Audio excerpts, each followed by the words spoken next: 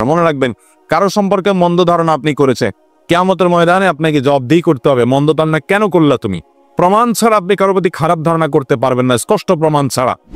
আমি নিজেও এই রোগগুলো থেকে মুক্ত না ভাই, এই জন্য বারবার বলি, আমরা আলেম হই, অনেকে বক্তা হই, অনেক ভালো ভালো আলোচনা করি, অনেক সুন্দর সুন্দর মাস্তা মাসাইল দিই, অনেক মিষ্টি মিষ্টি কথা বলি, কিন্তু দিন শেষে আমি হয়তো কারো পেছনে লাগি, কারোর দোষ চর্চা করি, কারোর দোষ আবিষ্কার করার চেষ্টা করি।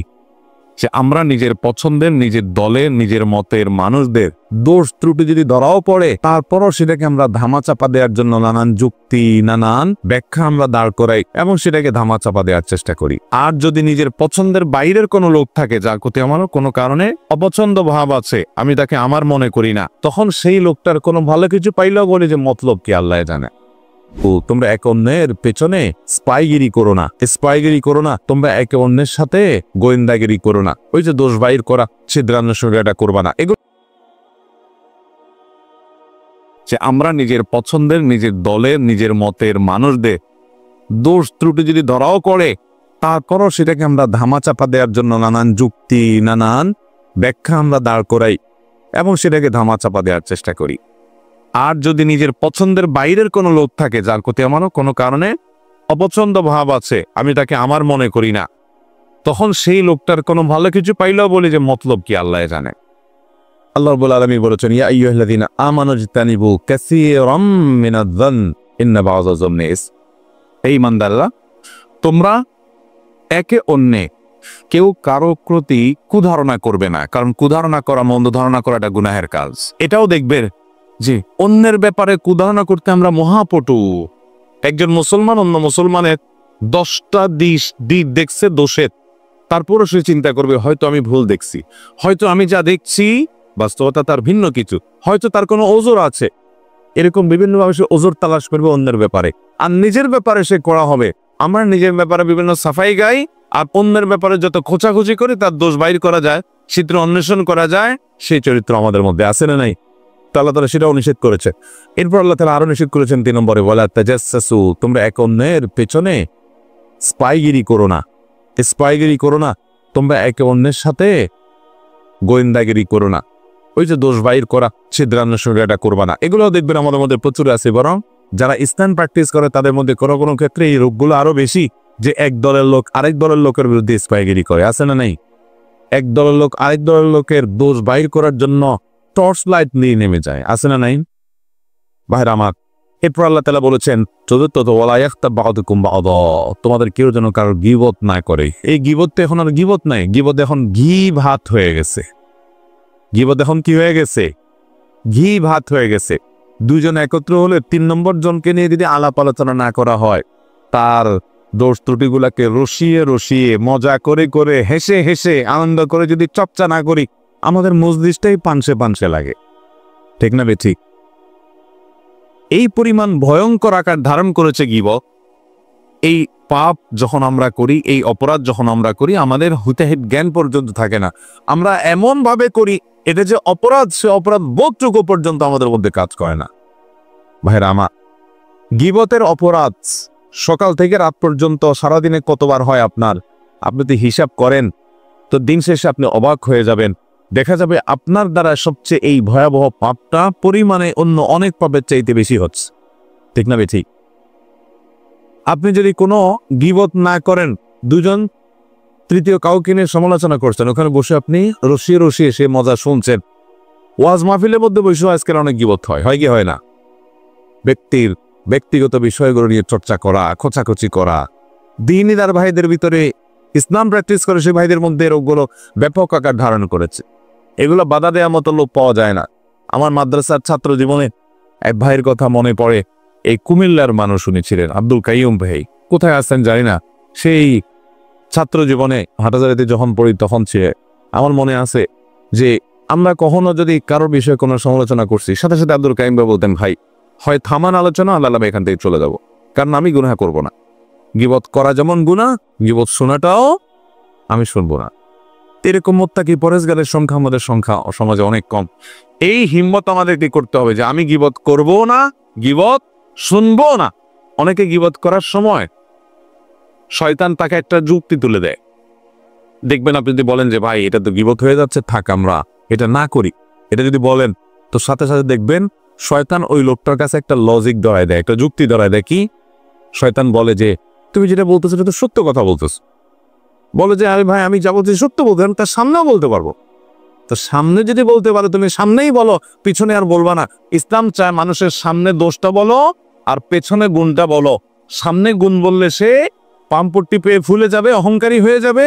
এর জন্য গুণটা বাহিরে বলো, অন্যজনের কাছে বলো, সে তার প্রতি ভালো ধারণা করবে, সামাজিক সম্প্রীতি তৈরি হবে। আর দোষগুলা পেছনে বললে অন্যরা তার প্রতি কুধারণা করবে, খারাপ ধারণা করবে, সম্পর্ক নষ্ট হবে, সামাজিক সম্প্রীতি বিনষ্ট হবে। বরং দোষের কথাটা ওই লোকটার সামনে বললে সে নিজে সংশোধন হয়ে ভালো মানুষ হতে পারবে। এই জন্য ইসলাম বলে সামনে মানুষের দোষের কথাটাকে সুন্দরভাবে খুব বিনয়ের সাথে এমনভাবে উপস্থাপন করো যাতে তিনি রাগ না হন, তার ভুলটা তিনি বুঝতে পারেন। সেইভাবে তুমি চমৎকারভাবে তার সংশোধন করো। সামনে দোষটা সামনে বলো আর গুণটা পেছনে বলো। সামনে গুণ বলবা না, সামনে গুণ বললে সে অহংকারী হয়ে যাবে। মুখের সামনে যে প্রশংসা করে, নবী সাল্লাল্লাহু আলাইহি ওয়াসাল্লাম বলেছেন তার মুখের উপরে মাটি মারো, কারণ সে তোমাকে অহংকারী করে দিচ্ছে। প্রশংসা করলে সে পেছনে করবে, আর দোষটা সুন্দর করে বিনয়ের সাথে সামনে বলবে। আর আমাদের নেচার হয়ে গেছে, অভ্যাস হয়ে গেছে, প্রবণতা হয়ে গেছে উল্টা। আমরা মানুষের সামনে পাম পড়তে দিই, বলি মুফতি সাহেব মাশাআল্লাহ আপনার ওয়াজ শুনলে ভাই দিলটা জুড়ায় যায়, সুবহানাল্লাহ কেমনে পারেন ভাই এরকম, মাশাআল্লাহ মাশাআল্লাহ। আর ওই পিছনে আরেকজন কাছে বলে দেয় বেটা কোন কিছু জানে বাস। সামনে আসলে আমরা পাম পড়তে দেই আর পিছনে গেলে বাস দেই, ঠিক না বেটি? এটা কোনো মুসলমানের চরিত্র হতে মনে রাখবে না। আপনার নফল নামাজ, নফল রোজা, নফল দান সাদকা, জিকির আজকার, কোরআন তেলাওয়াত এগুলোর চাইতে বহু গুণ বেশি মিজানের পাল্লায় ওজনই হবে আপনার এই আখলাকুল, আপনার নেচার এবং চরিত্রগুলো। আমি সমাজে বহু নামাজি দেখি, আমি বহু দাড়িওয়ালা দেখি, আমি বহু টুপিওয়ালা দেখি, আমি বহু সহি আকিদাওয়ালা দেখি, আমি বহু সহি আমলওয়ালা দেখি, আমি বহু সহি চিন্তাওয়ালা দেখি, সহি মানহাজওয়ালা দেখি, অনেক দিক থেকে ভালো গুণ দেখি মাশাআল্লাহ। কিন্তু দেখি যে এই চরিত্রের দিক থেকে মার্কিং যখন শুরু করা হবে তখন আমাদের অবস্থা বড় ভয়াবহ। আমি সহ আল্লাহ রাব্বুল আলামিন আমাদের সবাইকে সংশোধিত হওয়ার তৌফিক দান করুন। আমরা গীবত পরিহার করব তো ইনশাআল্লাহ। আল্লাহ বলেছেন ওয়ালা তাজাসসু, একে অন্যের পিছে লেগে টর্চ লাইট দিয়ে দোষ খুঁজে খুঁজে বের করো না। অনেকে দেখবেন অনেকের বক্তব্য শুনে উদ্দেশ্যই হলো হাতাটাটা গোছায় বসে দেখি কয়টা ভুল ধরা যায়। আছে না নাই? ইউটিউব খুলে আপনার কোনো হুজুর অপছন্দের, আপনার দলের বাইরের অন্য দলের অন্য মতের, আপনি মনে করছেন যে উনি আমার লোক না, তো এবার তার ওয়াজ শুনে, কিন্তু সে শোনার উদ্দেশ্য কি? দোষ বাইর করা। এই যে দোষ খুঁজে বেড়ানো, এটা কখনো মুসলমানের চরিত্র হতে পারে। দোষ নজরে আসছে সেটা কারেকশন করা ভিন্ন জিনিস, কিন্তু ঘটায় ঘটায় ঘটায় ঘটায় দোষ আবিষ্কার করার জন্য আমাদের বহু বক্তব্য আছে, অনেক লোক শুনে এবং সেই শোনাটা দোষ ধরার জন্য শুনে, এবং এত বেশি শুনে আমি নিজেই অবাক হয়ে যাই যে আমি নিজেও তো আমার নিজের বক্তব্য এতবার শুনিনি। সুবহানাল্লাহ, এই লোক কত আল্লাহওয়ালা যে এতবার শুনে ফেলছে। আল্লাহ তাআলা আমাদের ইসলাহ হওয়ার তৌফিক দান করুন। ভাইরা আমার, আমি নিজেও এই রোগগুলো থেকে মুক্ত না ভাই, এই জন্য বারবার বলি আখলাকের ত্রুটি আজ আমাদের মধ্যে সবচেয়ে প্রকট ভাবে। আমরা আলেম হই, অনেকে বক্তা হই, অনেক ভালো ভালো আলোচনা করি, অনেক সুন্দর সুন্দর মাস্তা মাসাইল দিই, অনেক মিষ্টি মিষ্টি কথা বলি, কিন্তু দিন শেষে আমি হয়তো কারো পেছনে লাগি, কারোর দোষ চর্চা করি, কারোর দোষ আবিষ্কার করার চেষ্টা করি। ডক্টর খন্দকার আব্দুল্লাহ জাহাঙ্গীর রহমাল্লাহর একটা কথা মনে পড়ে। স্যার বলতেন যে আমরা নিজের পছন্দের, নিজের দলের, নিজের মতের মানুষদের দোষ ত্রুটি যদি ধরাও পড়ে, তারপরও সেটাকে আমরা ধামাচাপা দেওয়ার জন্য নানান যুক্তি, নানান ব্যাখ্যা আমরা দাঁড় করাই এবং সেটাকে ধামাচাপা দেওয়ার চেষ্টা করি। আর যদি নিজের পছন্দের বাইরের কোনো লোক থাকে যার প্রতি আমারও কোনো কারণে অপছন্দ ভাব আছে, আমি তাকে আমার মনে করি না, তখন সেই লোকটার কোনো ভালো কিছু পাইলেও বলি যে মতলব কি আল্লাহ জানে। কাজটা ভালো ঠিক আছে, কিন্তু মতলব কি আল্লাহ ভালো জানে। আমরা তার কোটি কোটি দোষ বাইর করার চেষ্টা করি, এর মাধ্যমে আমরা মনে করি ইসলামের খেদমত করি। স্যার বলেছেন না, এর মাধ্যমে আমরা আমাদের নফসের পূজা করি, ইসলামের খেদমত মোটেও করি না। নিজের পছন্দের দলের লোকের ভুল বিচ্যুতিগুলো আমাদের কাছে কোনো বিষয় না, ব্যাখ্যা আছে সেগুলো। আর অন্যের ভালো কিছু পাইলেও সেখান থেকে তিল পাইলে সেটাকে আমরা তাল বানানোর চেষ্টা করি, আছে না নাই? ভাইরা আমার,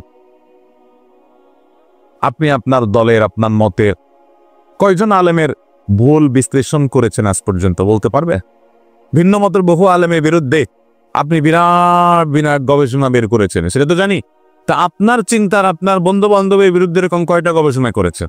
নিজের বিবেককে জিজ্ঞাসা করেন, আপনি কি নফসের পূজা করছেন না আল্লাহর আনুগত্য করছেন? আল্লাহ তাআলা আমাদের সবাইকে সুন্দর চরিত্রবান, সুন্দর আদর্শবান মানুষ হওয়ার তৌফিক দান করে। ভাইরা আমার, এই জন্য সূরা হুজুরাতের তৃতীয় আলোচিত বিষয় হলো যত মন্দ চরিত্র আছে সেগুলো থেকে পরিচ্ছন্ন করে একজন মানুষ নিজেকে জান্নাতি মানুষের উপযোগী করা।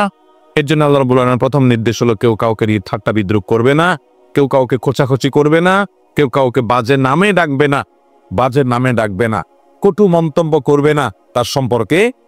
এরপরে নির্দেশ হলো কুধারণা করবে না, কুধারণা করবে না। আমার মনে হচ্ছে যে লোকটা হয়তো এই কাজ করছে, আমি বলবো যে না, আমি যেটাকে খারাপ দেখছি হতে পারে তার কোনো ওজোরের কারণে বাধ্য হয়েছে সে, এরকম একটা ব্যাখ্যা আমি দাঁড় করাবো।